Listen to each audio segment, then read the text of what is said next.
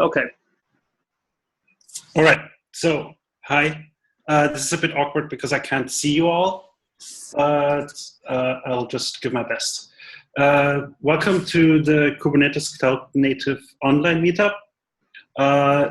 This week, I was asked to speak about Prometheus. So, Prometheus and Kubernetes, I call them separated at birth because they share a related ancestry and they go really well together, even though they were developed completely independently and released within a short period of time from each other. Matthias? Yes? Sorry, just before you start with your presentation, I have a couple of points I need to make, and then we can go right ahead. Go ahead. So first of all, welcome. This is our second online meetup of the Kubernetes Cloud Native online meetup group. We are still growing and getting used to this this new medium. Just to get an idea, did everyone have an okay time with the last minute link change? I'm assuming everyone in here did because you found it.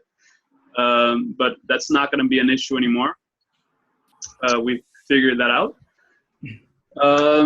And today we have Matthias from SoundCloud, and he's going to be speaking about what he just mentioned in just a short while.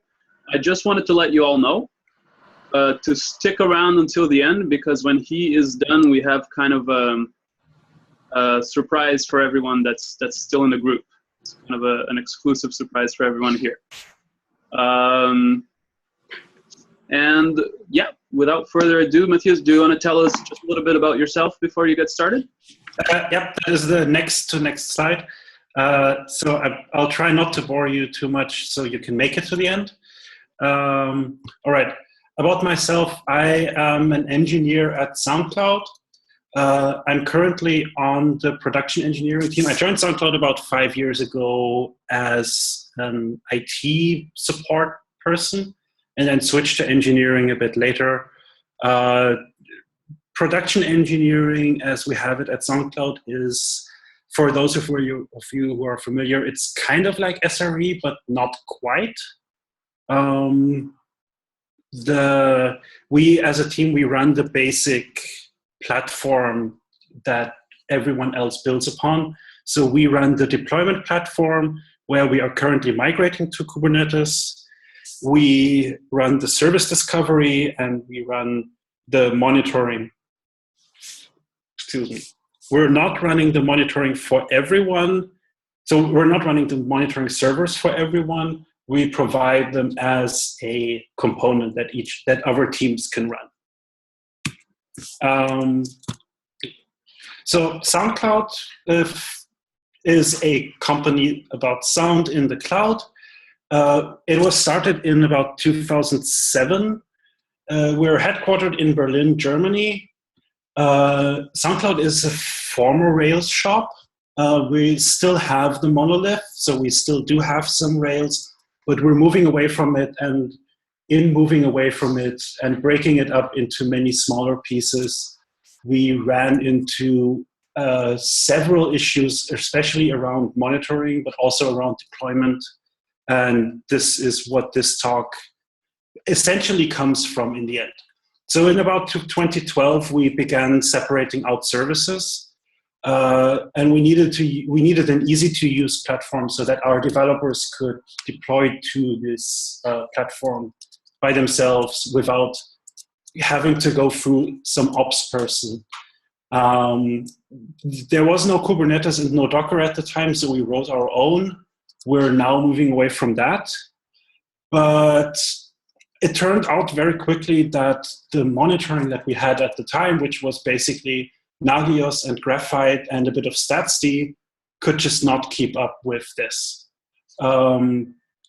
We overloaded our StatsD network interface, basically dropping UDP packets on the floor, so we silently undercounted all our statistics randomly, that was a pretty fun thing to find out. We had a Munin server at the time that could not keep up with the number of machines, which we replaced with Ganglia, which is only slightly better. Our developers, that's a big one for Prometheus. Our developers tried to store per instance metrics through StatsD in Ganglia. So they tried to store, for every instance that they spun up, they tried to store a new time series. And because our deployment platform was dynamic and the deployment replacing all the instances, that flew in our face really, really fast. So we could not go down that path. We had to roll this back and then rethink how that did. And it was really awkward to get useful results out of this as well. Alerts were painful as well, but we're not going to go into alerts today too much. Well, next. Okay, so here's the outline for today. We're going to look at what Prometheus is, how it works, and what the data model looks like, how Prometheus integrates with Kubernetes. We're going to do a quick walkthrough of the configuration of Prometheus when talking to Kubernetes, because that is very instructive, but also slightly complex. So I think it's good to go through it once, and then we're going to have a Q&A. I am sorry in advance, this is going to be a little bit technical. So I hope I can pick up everyone along the way. I assume that you know how Kubernetes works, basically, and I'm going to tell you how Prometheus works. I also don't expect you to remember much of what I'm saying. I just want you to have it seen so that when you decide to go, so that you have an idea of how Prometheus works and if it could work for you. And when you go down that path, that you've seen it all once, and that will make the documentation much more familiar to you. Okay, so Prometheus. Prometheus, why was it made and how does it work? Prometheus was started also in around 2012 by Julius and Matt. They were both former Google employees, Google engineers, and joined SoundCloud just about that same time. So given the pains we had at SoundCloud with our existing monitoring, we picked up this project and drove it forward. And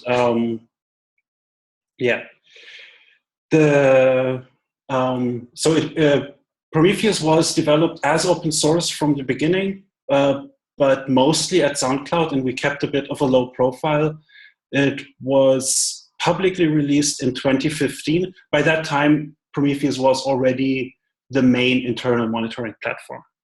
And in this year, the Prometheus project has become hosted by the Cloud Native Foundation and has released a version 1.0. So back in 2012,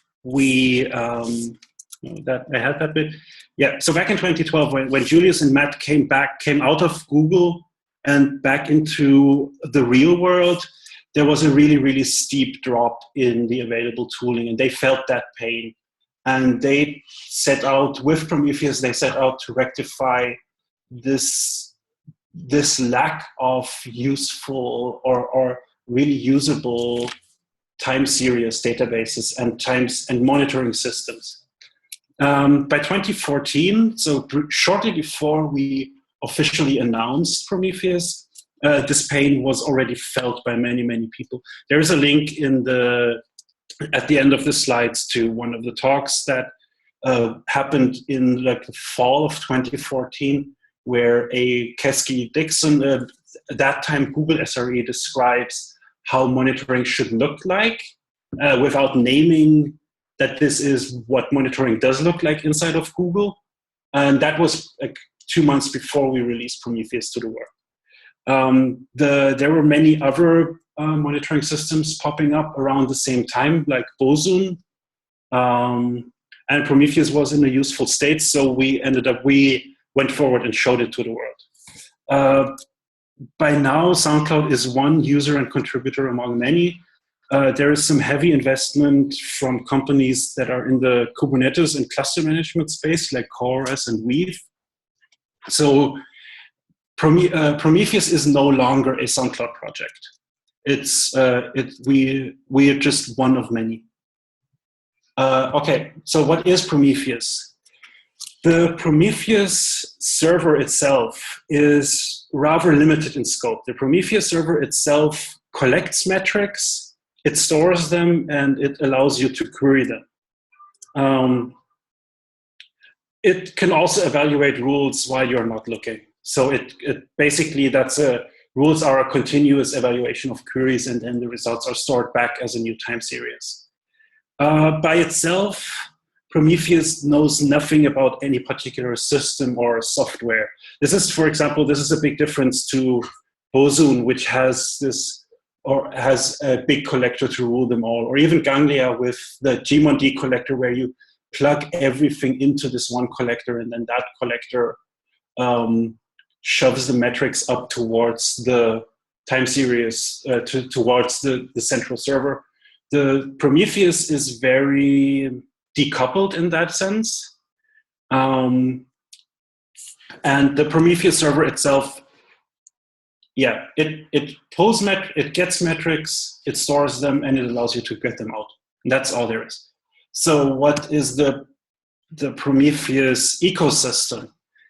That's where it gets really interesting. The Prometheus ecosystem consists of client libraries to instrument your own code. There are exporters for instrumenting common third-party software. There is a dashboard builder where these days just use Grafana. There is an alert manager for routing and aggregating and routing alerts to the right place. There is the beginnings of some long-term storage integration. And what this is trying to be in the end, all taken together, not just the Prometheus server, but all of it together, is a comprehensive solution for operational monitoring in a cloud, in a cluster environment. So client libraries are is a preferred way to produce metrics for Prometheus, is to put the Prometheus support directly into your own code. This gives you the best insights and the best semantic match. These client libraries are extremely fast in the critical path. We'll get to why in the next slide.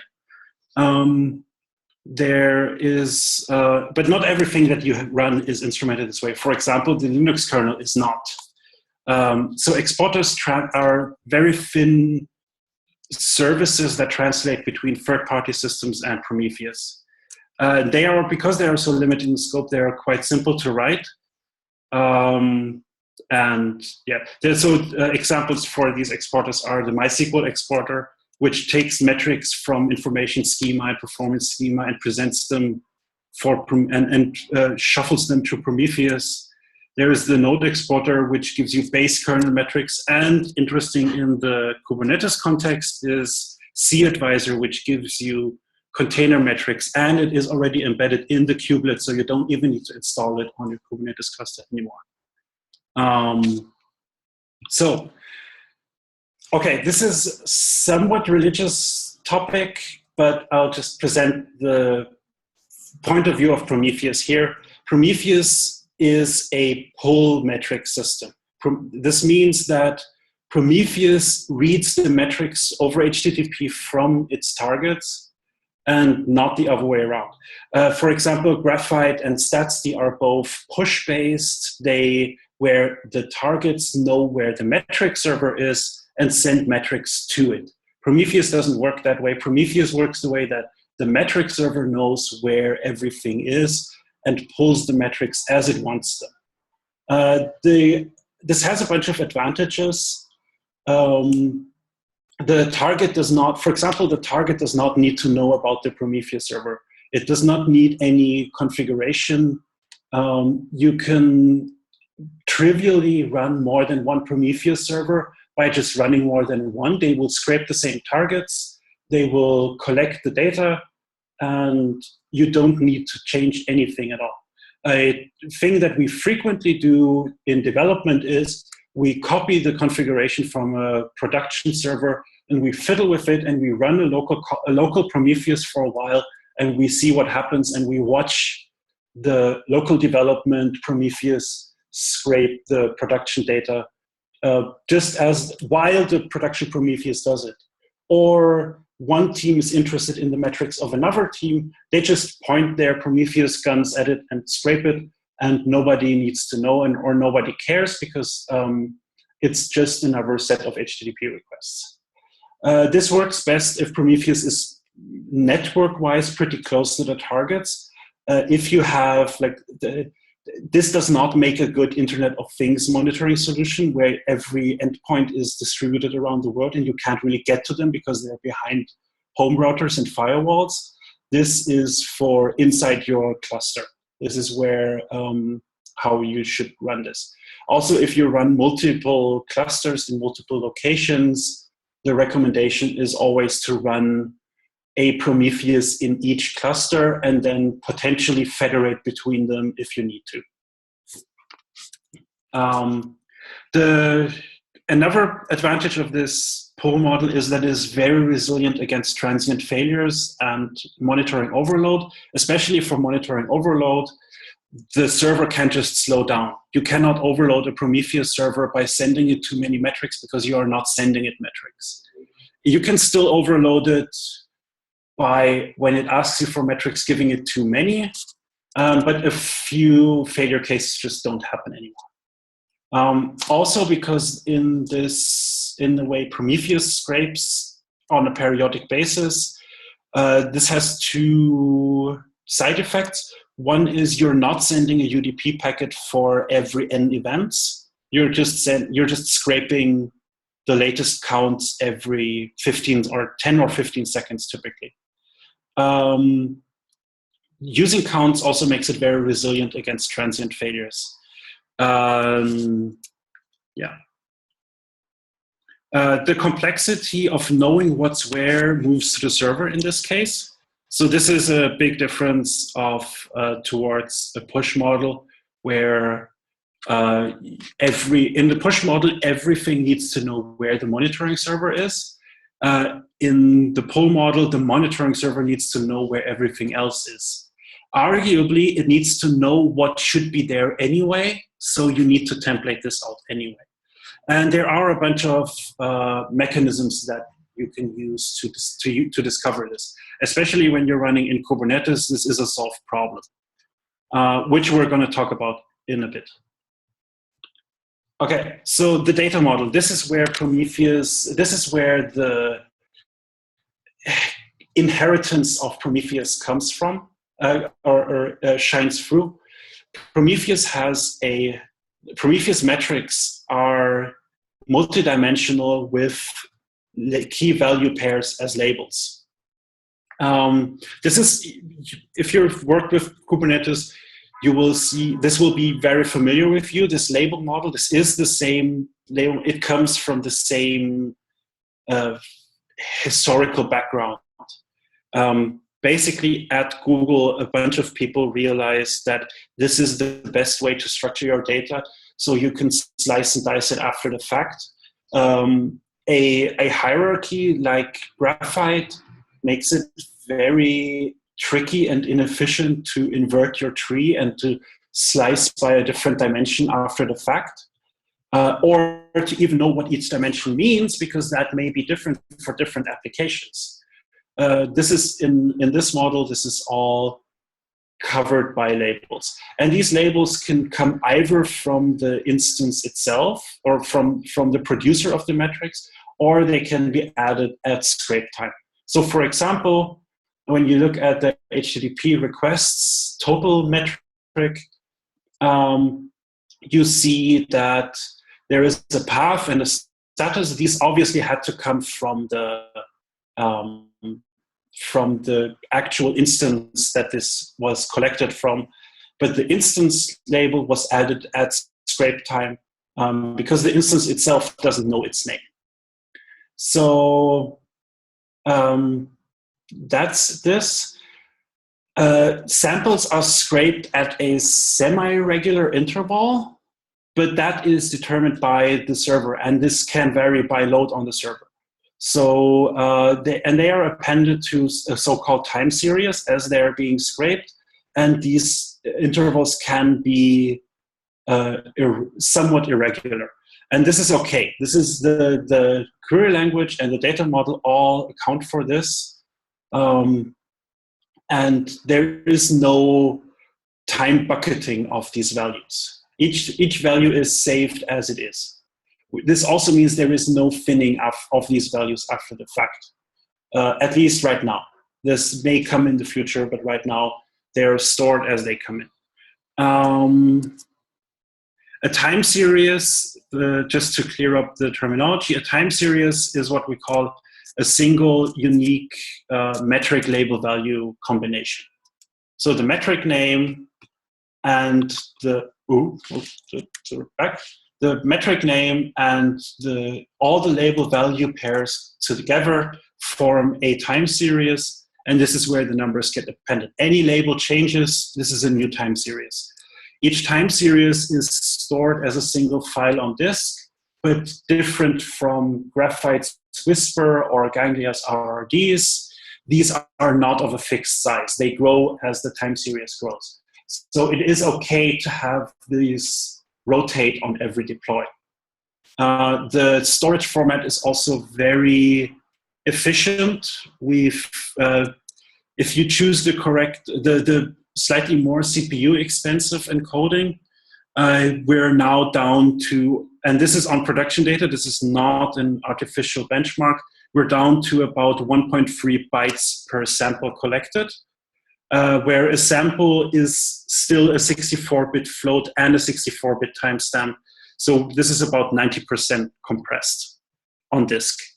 The more regular the data is, the more efficient it is. A constant time series, you can get hours and hours and hours of constant numbers into a chunk. We use this a lot to transport data, even if it doesn't change a lot. One is a signal.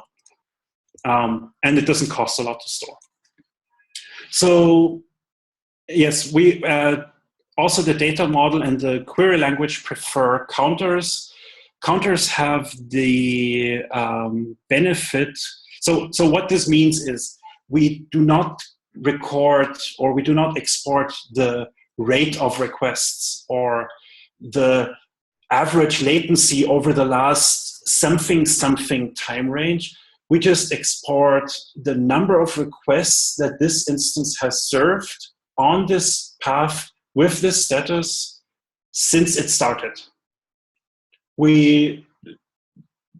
And that's it. We just count up. And this is why the client libraries are so efficient, because as you serve the request, all you do is increment a single number in memory, or maybe a handful of numbers if you're collecting if you're collecting various metrics at that point.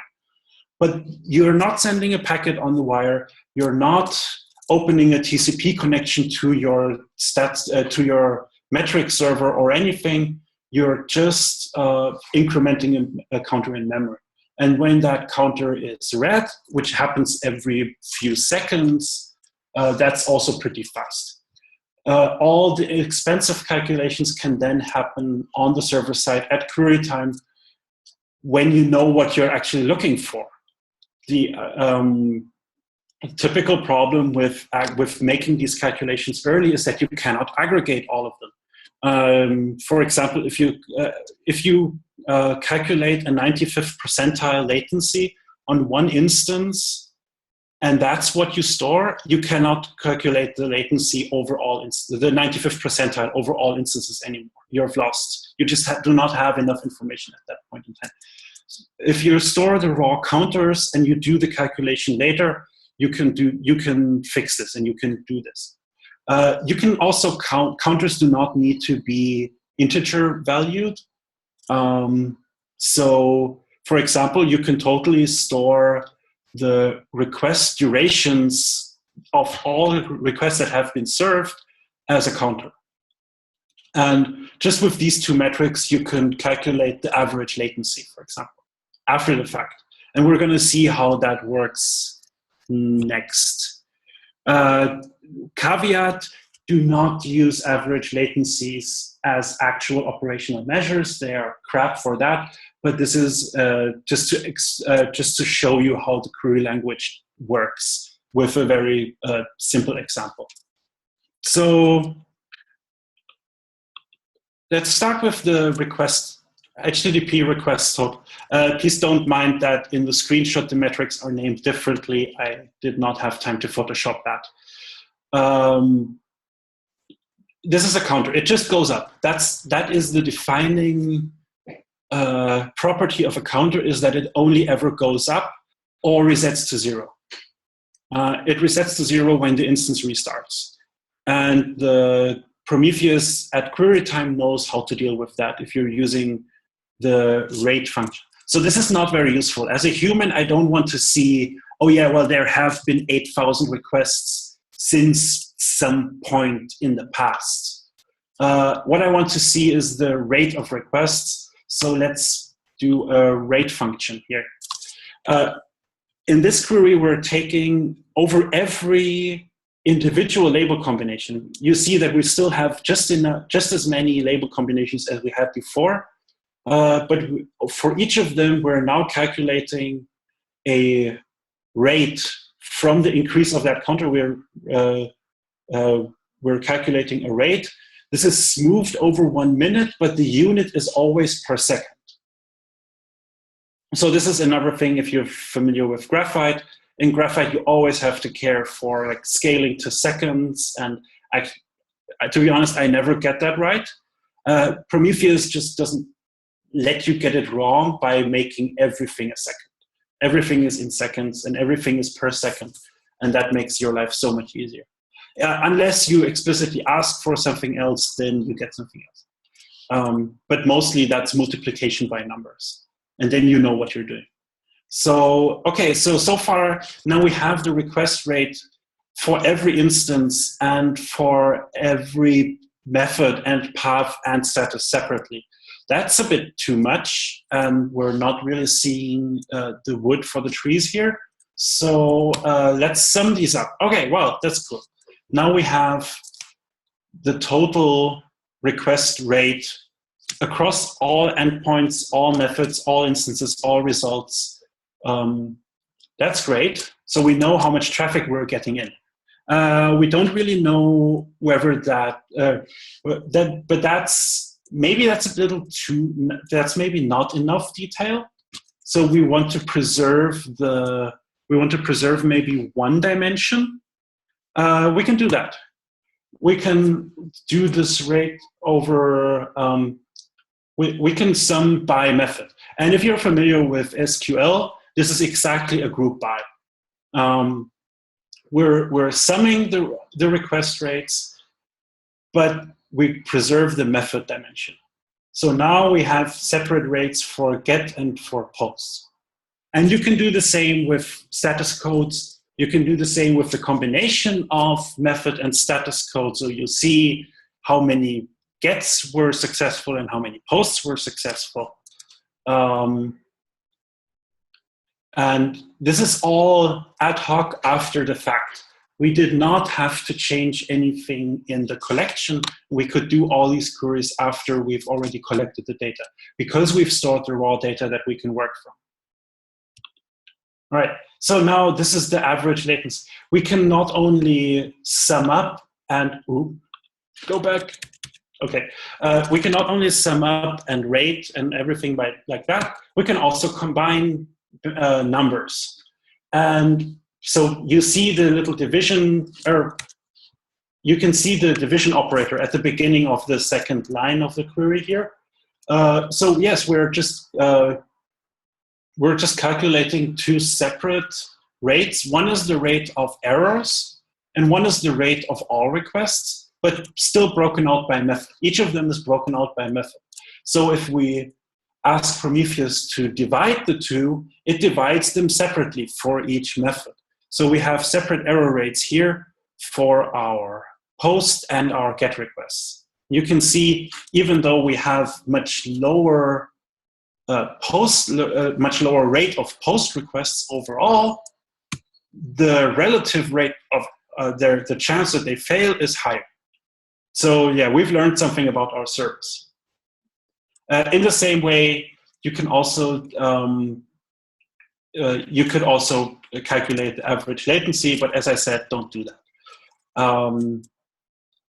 All right, so and one little detail, in the top query, in the first part of the query, we are limiting which request counts we're even looking at by filtering on the status label.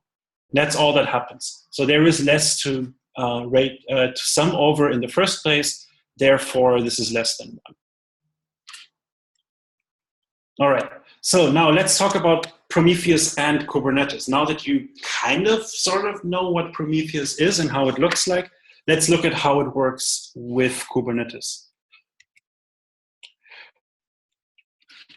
Okay. Service discovery is the answer to the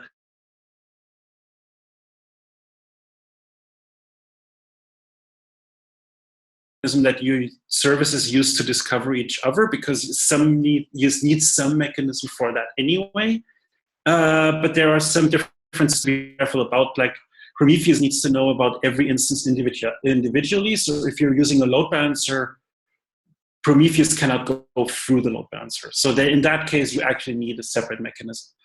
Prometheus should also know unhealthy instances. So instances that are actually removed from production traffic, you would still be interested in collecting traffic from them, in collecting metrics from them, so you can figure out why they're unhealthy. Almost anything can be plugged into the Prometheus service discovery through either DNS or the so-called file service discovery, where it is basically up to you to write out files with lists of targets and labels attached to that, and you can get that anywhere you want. If you write it down from the whiteboard on your wall, that's fine.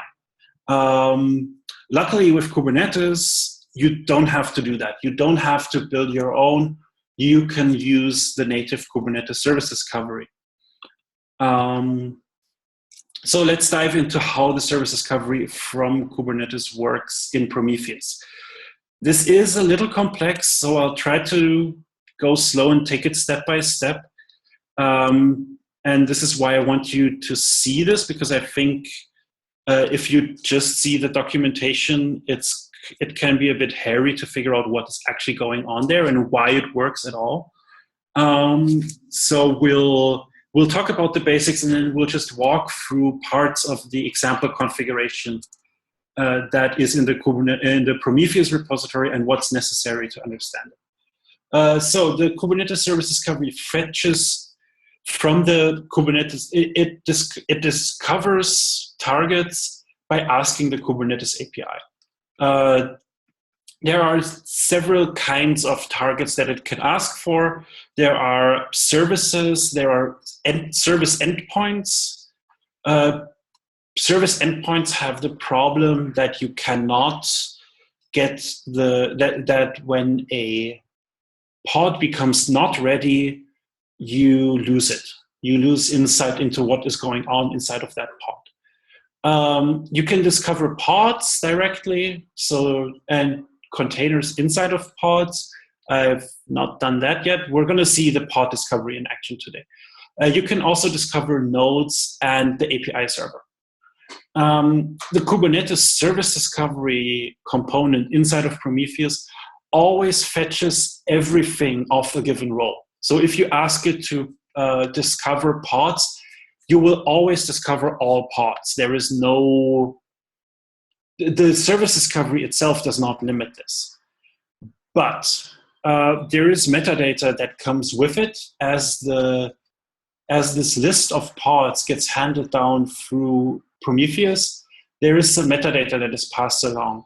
And there is a mechanism called relabeling, which is magic, but it's extremely powerful. It's a very powerful mechanism to select on this metadata to rewrite it, and to lift it into actual labels that end up as part of the metrics. So relabeling. Relabeling is a generic target and metric manipulation language. It's not Turing complete. At least I hope it isn't.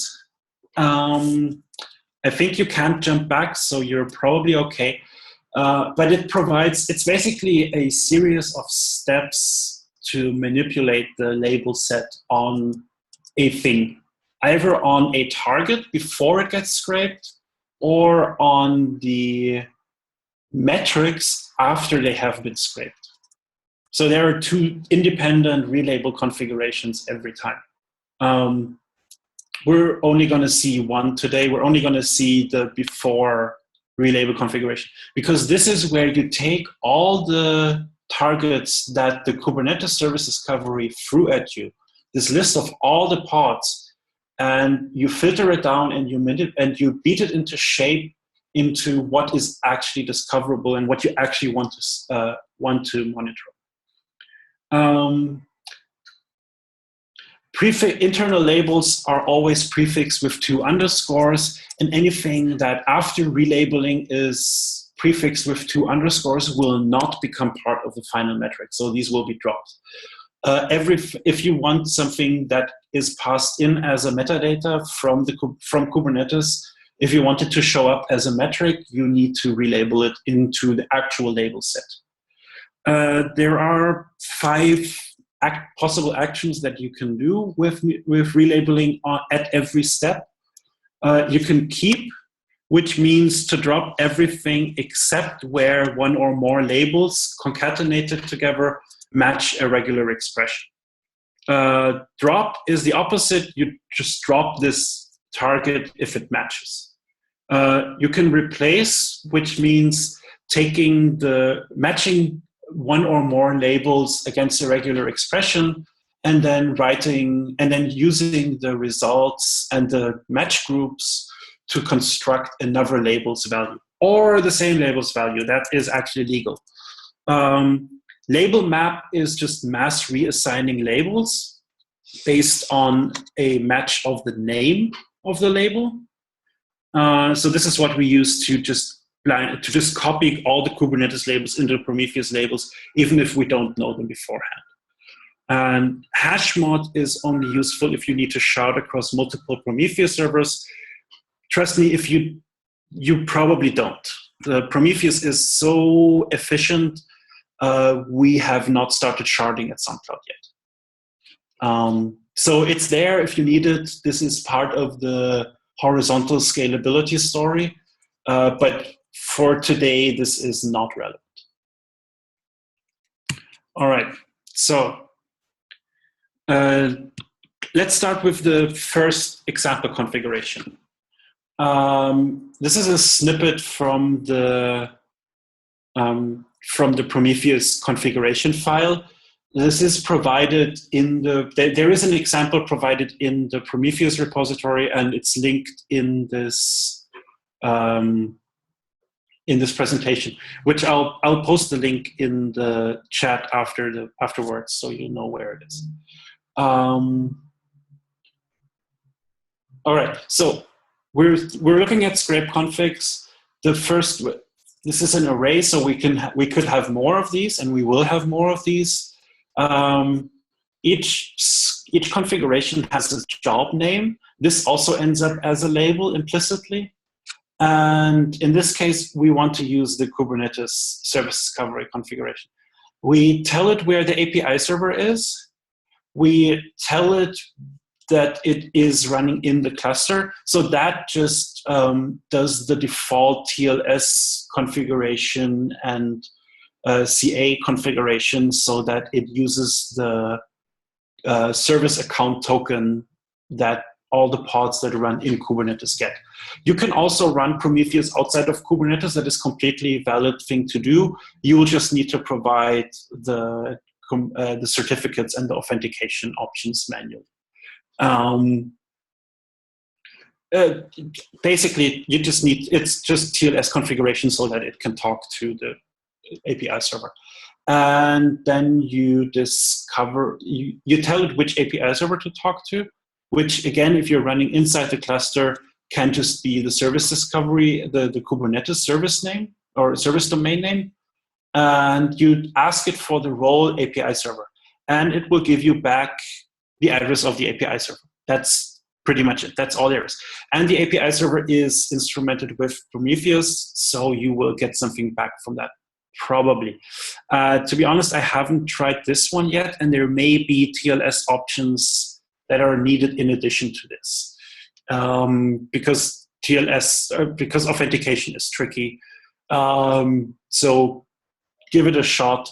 The default configuration, the example configuration, the full one also has examples for the TLS config. All right. So, all right, next, let's scrape the Kubernetes nodes so we have more than one thing. Oh yeah, also, this is a limitation of Kubernetes.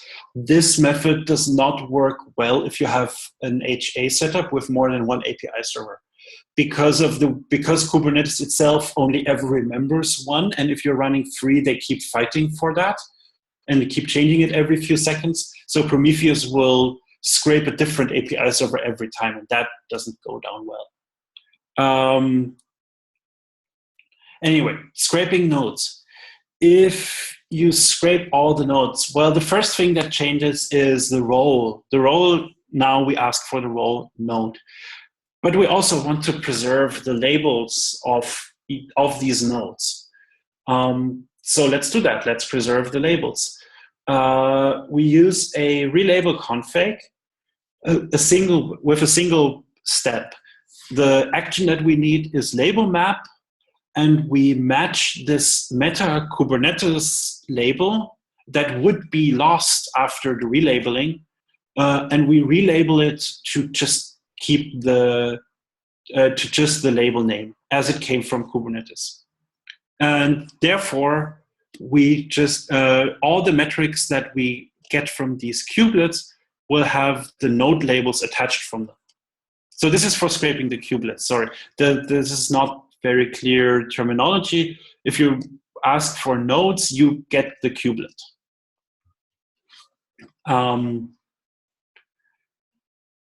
Keep in mind when you use label maps to move just grandly map labels from back and forth. Changing labels, which in Kubernetes you can do at runtime, does break the time series. So if you add a label for Prometheus, that is a new thing now, and the old thing has gone away. That's usually not a problem if you're careful with your aggregations, but it's something to keep in mind. What this will also get us, scraping the kubelet, is all the metrics from cAdvisor. cAdvisor exports a boatload of metrics about all the containers running on a system, which includes all the containers run by Kubernetes. For example, the container resource usage, so CPU, memory, disk, I/O, network, all of it. There's a lot of good stuff in there. So far, I've only understood half of it. So read the cAdvisor documentation. You will get really, really good insight. Even without instrumenting anything in your application itself, you will already know a lot about what it's doing. Caveat, the metrics that you get from this are a bit messy because they are basically Docker metrics and then enhanced with Kubernetes metrics and then some more labels slapped on top. So these are, there is some duplication in those labels. You may want to add a metric relabel config to trim them down to the dimensions that you're really interested in.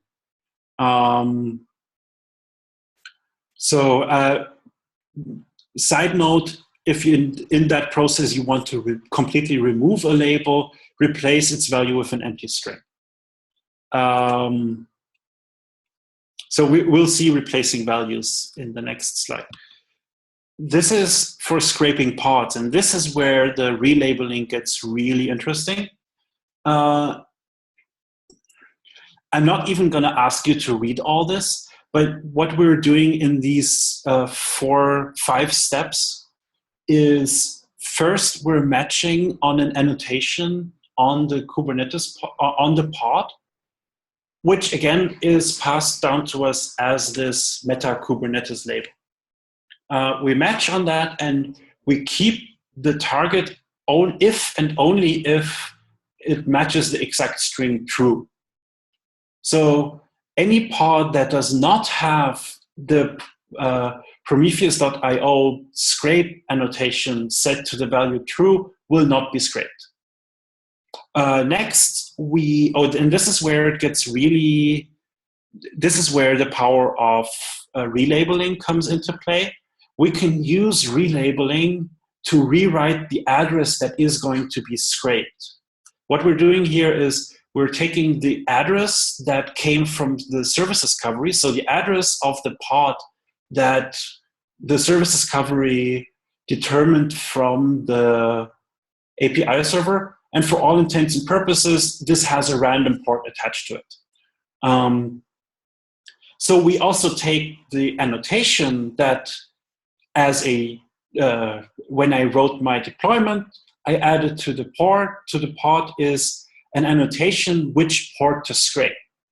And then we replace we match these two, and we replace the address with the IP address from the original address with the port from the annotation.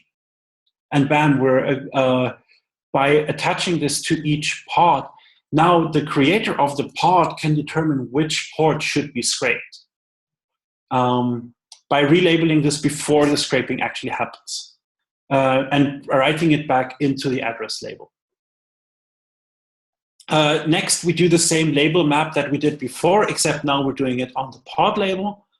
And then we also preserve the pod namespace and the pod name just by copying them. Basically, we copy them into a new label that will actually be attached to the metric because it does not have the 2 leading underscores. What's not shown here is basically the implicit replacement that is just the $1 or the whole match.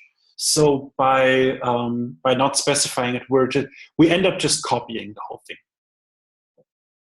We specify neither the original the regex nor the replacement. The regex defaults to matching the whole thing with a single group, and the replacement defaults to the first group. So by default, we just copy the value of this label, and that's all there is to it.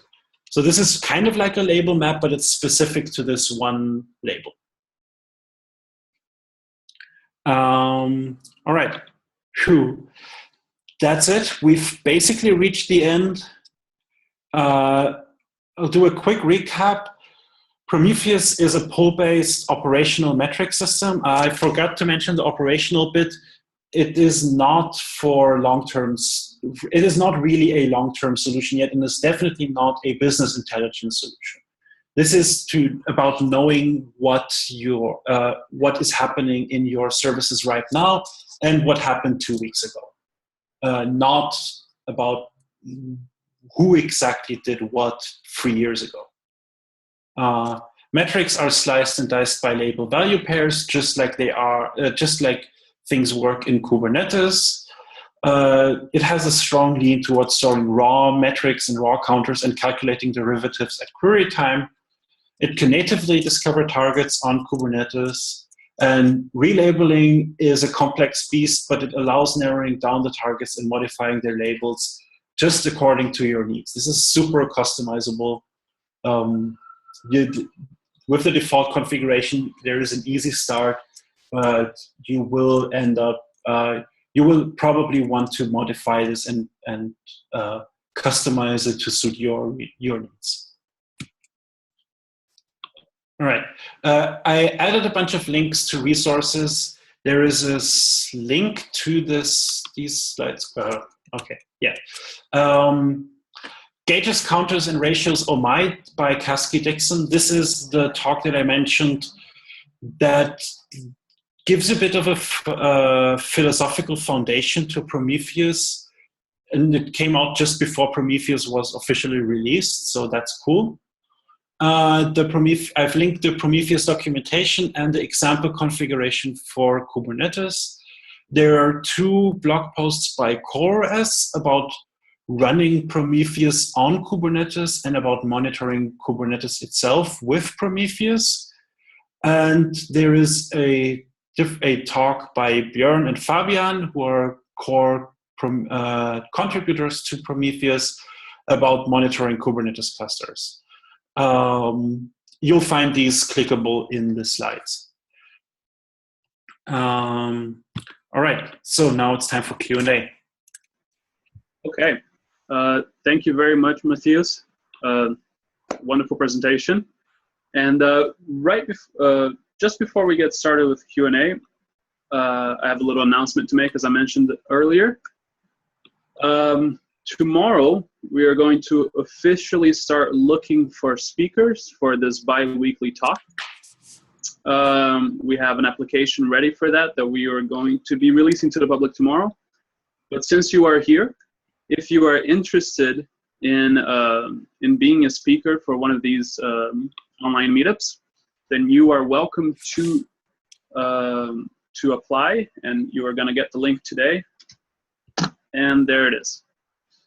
So that was the little surprise that we had for the end of today. If you're interested in giving a talk, just go ahead and send us an application, and we will let you know when would be a good time for you to do so. All right, so that is all I had to say. So this is how we're going to do the Q&A.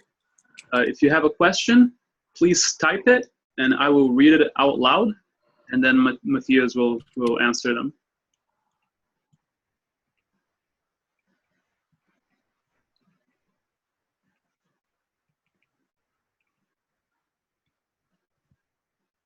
So just to get an idea, does anyone have a question that they want to ask?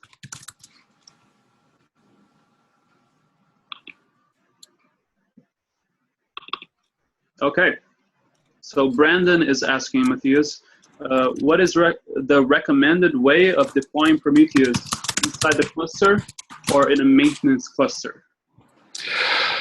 There is no one good answer for that. If you have a comfortable way to do persistence volume, so if you're running on Amazon or Cloud Engine or Google Compute Engine or even Container Engine, I would say just run it inside the cluster and have external monitoring that to verify that it's still working. We currently run ours outside of the cluster because we are on bare metal and we don't have a storage, we don't have a network storage, so we are kind of stuck with that for a while. Eventually we're going to sort this out and we want to move everything into the cluster. In the ideal cloud native world, your cluster is all there is. So yes, run inside the cluster. It's the easiest thing to do. If I kind of hinted at this with the federation, you can pull metrics from one Prometheus into another, even selectively. So the model you would go with, if you have multiple data centers and you want to have a global view of what's going on in your world, you would run a Prometheus or a pair of Prometheus or several in each data center, and then from them pull a subset of the data or pre-aggregated data into a global Prometheus that can run in any of the clusters, or you can have one in each cluster, because again, federation is just scraping. It doesn't matter how often you do it. Okay, great. And apologize there, I said it was from Brandon, but it was from Yosh. I will get to Brandon's question now. is Prometheus only for monitoring, graphing, or does it also do alerting? It does alerting. Just because of time, I couldn't get too deep into that. But basically, the way alerting works in Prometheus is there are two kinds of recording or of rules in Prometheus. One is a recording rule, which basically continuously runs a query and stores the result back under a new name. The other is an alerting rule. And when an alerting rule returns any data, then it gets fired off as an alert. That's a very, very noisy thing. Like often you have many Prometheus monitoring the same things. Again, if you have two Prometheus monitoring the same service, they're going to fire off at the same time. If they're running, if they're monitoring 15 instances of that service, they're going to be firing off 15 of those. You don't want that to directly hit your inbox. You're going to be swamped and you're not going to know what to do. So these are aggregated and grouped by a component called the Alert Manager, which is also on GitHub in the Prometheus org. It pre-aggregates these metrics, again, by labels and by label dimensions, and then you can make, through another YAML configuration, you can make decisions on where to route them, again, based on the labels. We do this, for example, we have disk space alerts that is a single expression that covers every single server we have individually, but then decides based on a label, we decide who to actually route this to depending on who owns the server. So this is part of the ecosystem, and yes, we want to cover that, and we do cover that. Okay, I've got a question here from F1. He's asking how to provide fault reliability of Prometheus with Kubernetes cluster. Make a pet set of two. That's the short answer. You want two Prometheus that scrape with that run with the same configuration with independent storage, and then you're good. That's all you need. Because we're not running it inside of Kubernetes at the moment, we typically, or at least for Prometheus servers that we really care about, we just provision two of them with the exact same configuration, and they run independently. And we flip the DNS name if we want to go from one to the other. But because they are constantly scraping at the same targets, they have equivalent data. And that's our HA story right there. That's all there is to it. Great. Different Sebastian is asking, can I export the data or pipe it away for more long-term storage analytics? Kind of, sorta, maybe soon. So there is an experimental support for pushing data to InfluxDB or OpenTSDB at the moment. These are, they're experimental and they're probably unstable. Where there is work going on from, I think from Weave, to actually break apart Prometheus a bit and get better options. There are also discussions about adding a generic export interface for this, but right now, I would say maybe. Okay.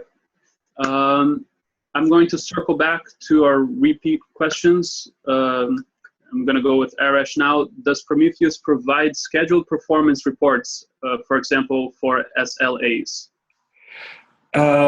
No, you can just run a query at any time you like. So it doesn't send you a report by itself. You'll have to do that yourself. That's pretty much the answer. What it does is it does these recording rules. So the way, for example, we've started introducing SLOs internally at SoundCloud, and the way we record them is we have a series of rules that end up in a single metric for each system that is either 1 when it's within SLO, like when it's considered up, or it's 0 when it's not, and we do an average over time to get the availability over an arbitrary time interval. Great. But other than that, you'll have to work. You'll have to do this on top yourself. Cool. We have Brandon here again asking, is data gathering only done by cAdvisor, or are there other data sources? And anything that can open an HTTP port and listen for HTTP can be a data source. As I said, the ideal way is to do this in your own code and to add your own instrumentation, because that gives you a lot of detailed information. If you're running something that is not where you don't control the code, like MySQL, this is where exporters come into play. So the way, for example, the MySQL exporter works is it is a dump HTTP service. It listens on the port for an HTTP request. When that request comes in, it fires off a handful of SQL queries against a bunch of internal tables in MySQL, and then it constructs a response and sends it back to you.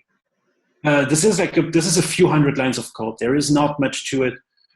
It doesn't do anything if it's not asked, because it doesn't have to because of the pull model. And that's it. So Prometheus itself doesn't care what the data source is, and it's very, very easy to make new data sources. Great. Different Sebastian is asking, what dashboard options are there? Grafana. That's the only answer that I'm going to give you. There is an old dashboard builder that that in the Prometheus organization called PromDash. It's in maintenance mode, and I would not recommend, if you're starting out, I would not recommend using it. Just go with Grafana. The Prometheus support in the new Grafana version is excellent, and Grafana is an excellent dashboard builder.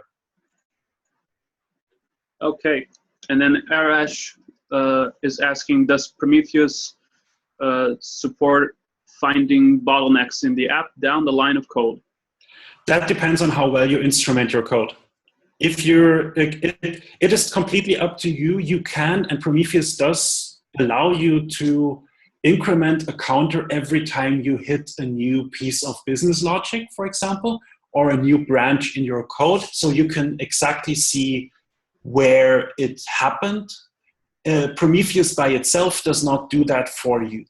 And you may end up with a little bit too many metrics if you do this all the time, but it is possible if you do it. And Arash has a question again. How does Prometheus compare to proprietary solutions like App Dynamics? For one, it's free. The other is you have to run it yourself. So that is a thing. And there is, I know of no hosted Prometheus solution right now. There is a bit of, like, the PO model makes hosted solutions a bit harder. And what Prometheus does not provide is this out-of-the-box experience. I don't know App Dynamics in particular. I do know New Relic. And I mean, New Relic is really, really awesome. You drop the gem in your Rails, and it just knows everything about your Rails. Prometheus has no idea about Rails, so you'll have to add this yourself. That's basically the difference. It's much more DIY, but it's also very flexible. Great. Do we have any more questions? This is your chance to get them in here. F1 is asking, do you have jitter room for Prometheus? Email. Email is Prometheus-developers at Google, on Google Groups, I think. Check Prometheus.io. Prometheus.io is the website. It's all listed there, and we don't have a jitter with the core Prometheus developers are a bit old school, so there is the hash Prometheus channel on Freenode. If you remember IRC, it's still a thing. Okay, so if we have no more questions, do we have any more questions? Looks like we don't. Okay, So I'm going to ask Matthias to just quickly put the links to the slides again, because they got buried in the questions. And I will put the link to the application for being a speaker again as well. And thank you very much for joining. I'm going to actually try something new this week. Oh, sorry, we have one more question here from Arash. Do you know about any companies who are working to provide Prometheus as a service? What? I think I'm dropping out. Let me reduce my bandwidth usage a bit. Sure. Okay, this is better. I know of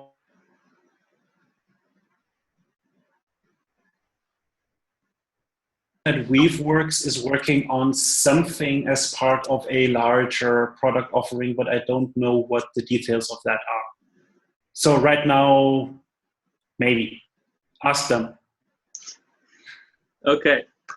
So if there are no more questions, we are going to leave it here. We want to thank Matthias very much for coming around. And we're going to try something a little bit different this week, just to see if it's worth it. I'm going to close my camera, and I'm going to mute myself, and I'm going to ask everyone to do the same. But I am going to leave this open for another 15 minutes in case people want to speak to each other in the chat feature. If I see that that's not happening, then I'll just end the meeting. Thank you very much for coming, and hopefully I will see you all in 2 weeks.